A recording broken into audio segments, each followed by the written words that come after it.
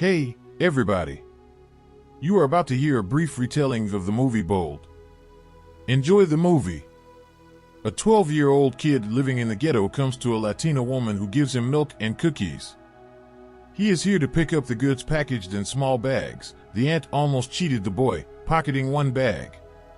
No wonder the woman's on illegal substances herself. Michael, aka Sassy, shuttles from one point to another. We learn that the boys entrusted this job because the criminal mastermind Esteban are interested in his sister. Chili promises to finish him off if he doesn't get the bags. Because of his part-time job, Michael is often late for school. Suddenly, one bag falls out of his locker and the boy discreetly picks it up. Cheeky has a best friend, Chucky. He's an underdog, doesn't play basketball very well, and he just lost $6 in a card game. Michael has a recurring crush on the girl Rosie. He finally gets his act together and walks up to her, though in his version of the story, this girl is constantly staring at him, not the other way around. Rosie teases the guy and says that she likes his fat white friend, and she also has a white mom and they live in a gorgeous house. Michael's never gonna get rich and he's never gonna get a Porsche. But things are a little different. In a secluded place near the railroad, in a rusty jar, he stashed a thick wad of bucks and added another bill. Daring dreams of moving out of the ghetto and into a wealthy neighborhood in the city, but for now he has to live with his aunt and share an apartment with 11 siblings. His older sister Nicole doesn't want to live in such conditions and has packed her things and left home. At night, another sister asks the petty criminal not to upset the aunt who sheltered them all. They cannot return home, and they do not want to go to the orphanage. The point of sale is controlled by several guys at once. They gave a cheeky signal and he sold some kid his first bag to evaluate the local goods. After that, a pregnant woman came up, to whom the guy refused to sell. The other girl is so broke that she is ready to do anything for the powder. She offers herself to the cocky one for $10, but he slaps her in the face and drives her away. Jake, the scumbag watching the boys, got a big laugh out of it. In the evening, Cheeky went over to the man in charge and complained about Jake, who had left him without a paycheck. Corky held out $50 to the schoolboy, but he ran the gangster over. He didn't work all day for $50. They owe him $100. The gangsters realized this guy could go high. In the park, the man is playing chess fast with one player after another. He's playing for money, so when Michael got in, the chess player asked him to get out of here. But the schoolboy pulled out a 20 and the challenge was accepted.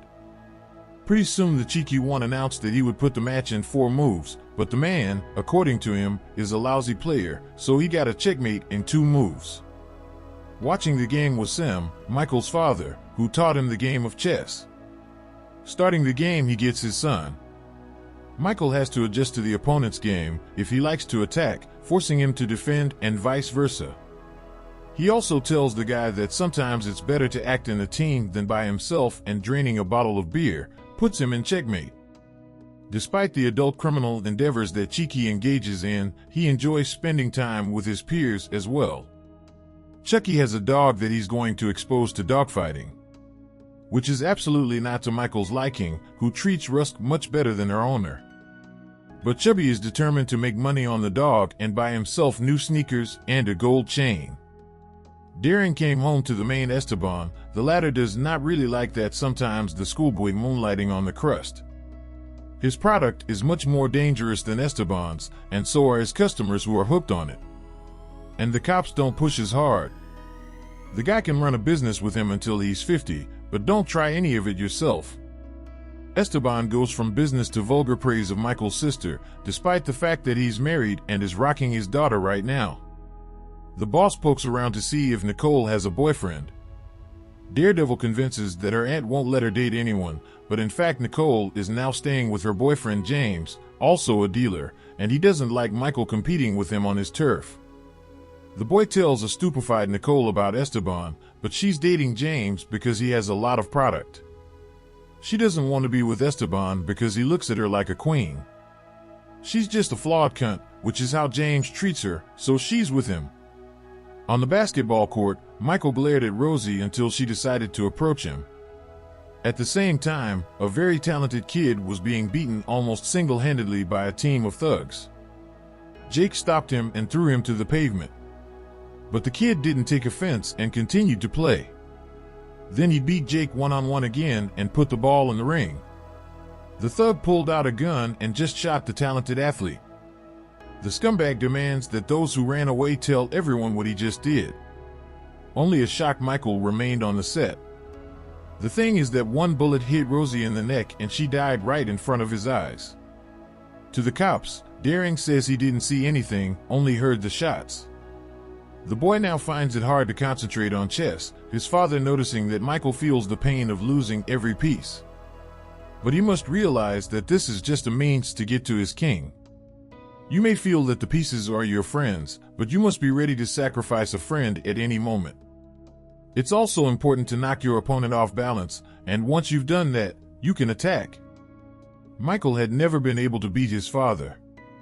Sam invited his son to his house. The trailer is littered with chessboards and filled with beer bottles. The wall was covered with pictures of famous grandmasters. Sam played with all of them, but he almost never won. But if they were playing in the park for time, if they were pinned down by life and risked money, Sam is sure they'd break even and he'd beat them all. The man thinks of Nicole. As a child, whenever she appeared anywhere, it was as if an angel had come down from heaven. She was so beautiful and sweet. Chucky had taken his pet to a dogfight. Rasco didn't look like a fighting dog at all, and then there was the killer Jake. He and Daring met eyes. Their collars were cut, and the dogs pounced on each other. Oddly enough, the seemingly harmless Rascal mauled the more formidable dog. A satisfied Chucky got his dough, and Michael asks him not to move the dog here again. Instead, they'll make really big money back home. Cheeky has arranged the pieces on the board and demanded of his siblings that no one touch him. He's starting a special game. Daring came with a friend to Esteban's house and saw his naked stone sister lying on his bed. The boss thanks the guy for referring her to him. Esteban chases Chucky out of the room. He wants Daring to act alone. He's sure the guy will be up pretty soon. Daring goes to the supplier Hector and asks him to sell him a large shipment. He was supposedly sent by Corky instead of Jake, who is now hiding from the police. Cheeky takes out all the money he had set aside from the jar, and in an hour he'll have the big shipment delivered. Chucky is bragging everywhere that he's going to be a cool and rich pepper. He's going to keep the neighborhood and sell the goods by the kilos. Another friend asks Michael why he has to deal with Chucky. He's so dumb and shallow. The friends go to the bookstore and pick up 2 textbooks each that were set aside for them. On the subway, Chucky bullies and attracts the attention of a policeman. Cheeky had to handle the situation. He's pissed off that Chubby keeps getting in trouble. The boys are already being followed. They came to a hiding place in an abandoned building. Chucky pulled out 2 pistols, and a stunned Michael grabbed one of them and immediately threw it away. Chucky refused to give up the other one. Here under the floorboard was Esteban's merchandise. Daring replaced it with the powder that Hector had given him in the textbook. Puffy still refuses to throw away the second gun. He thinks that Michael treats him disrespectfully, so he will do business himself.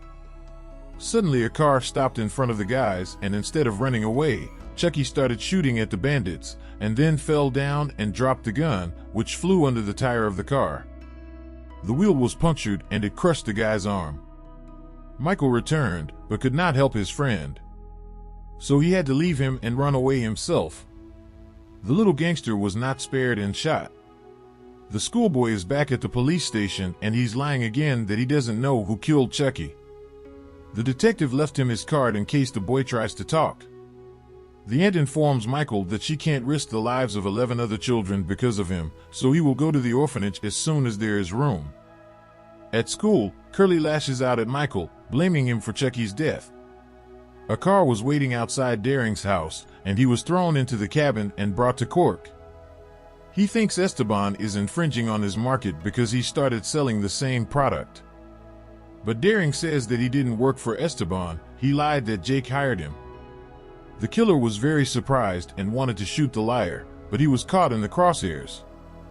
Daring continues his game and says that Jake was always taking money from the dealers. He and his accomplice had been dealing on the side for a long time and were going to go mainstream, taking over Corky's business. Jake got a chain in his ribs.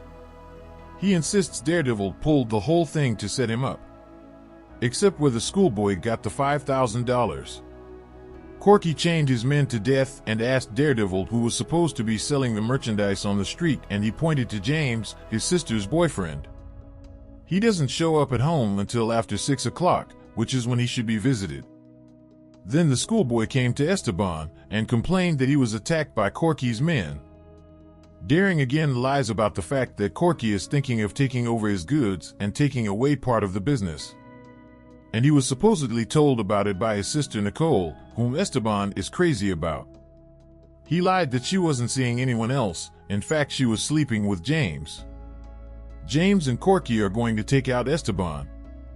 According to Cheeky, these two meet all the time. They're supposed to meet after 6 o'clock this afternoon. Esteban soon saw it with his own eyes, so war is war. The driver was stabbed to death. Esteban's armed squad approached the building and Daring opened a candy bar to sweeten the bloody spectacle he himself had organized. Corky's entire gang was slaughtered. James tried to escape, but Esteban trapped him back in. Finding Nicole's underwear in the room, he shot the dealer. One fighter was lost. Chili was left lying on the pavement next to Corky. Bold noticed where Esteban put the gun. The chief instructs him to dump the gun in the water and leave the car somewhere. He went to deal with Nicole. Daring demanded that the car be stopped and he be let out. He ran to the nearest phone and called a detective. He then went over to Esteban, claiming he had nowhere else to go and asked to stay. Suddenly, the police rang the doorbell. As Esteban left the room, Daring slipped something under his mattress to him. A detective entered the room and said they had been called by the neighbors, who heard screaming and even gunshots. Bold said that Esteban had threatened his sister with death, and he also said that the boss and his men had just shot Corky's gang and James out of jealousy. Nicole says his brother is lying, but Daring replies that his sister is just afraid of authority, so she's covering for him. He also hid a gun under the mattress. Michael stole the gun from the bandit's car beforehand. Under the mattress was 2 kilos of powder, which was also planted by Daring. Esteban finally realized that the guy had him fooled. Michael is ready to testify in court against Esteban, but only if he and Nicole are moved from the ghetto to a safe place. The party was over. At the park, a grumpy Sam lashes out at the boy for being a full hour late. Setting up the chess game, he looked up at his son and saw that he had burst into tears.